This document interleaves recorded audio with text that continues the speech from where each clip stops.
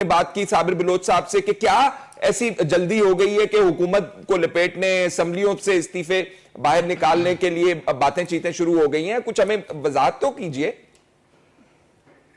असल में देखें सर, इस बात को तो आप समझ लें कि पीएमएल-एन की हुकूमत जितना टाइम जो है इस वक्त इक्तिदार के अंदर रहेगी, फ़ायदा अपोजिशन को ही होना है, क्योंकि कुछ ना कुछ गलतियां ये करते रहेंगे, कोई ना कोई ऐसे ब्लंडर्स जो हैं वो करते रहेंगे कि जिससे फ़ायदा हमें ही होगा।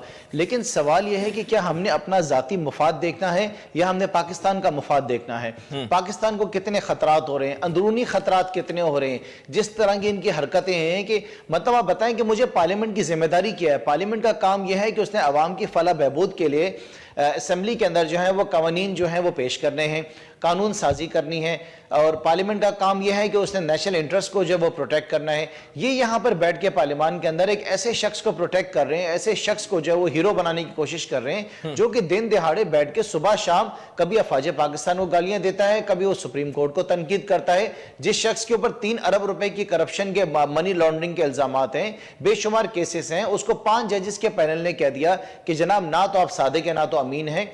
तो सवाल यह है कि पार्लियामेंट का काम यही है जो कहा जा रहा है कि इमरान खान साहब की ये स्टेटमेंट थी। तो देखिए, मैं तो नहीं समझ रहा हूं कि इसके अंदर कोई हर्ज है। लिहाजा तो इसका मतलब तो ये हुआ कि आप लोगों ने असूली तौर पे फैसला कर लिया है कि अब हमने इस पार्लियामेंट में नहीं बैठना जिससे हम 4.5 साल तनख्वाहें और मराहत लेते रहे हैं, तो वो वापस कर देंगे आप लोग? सर, हम बाहर आ जाएंगे?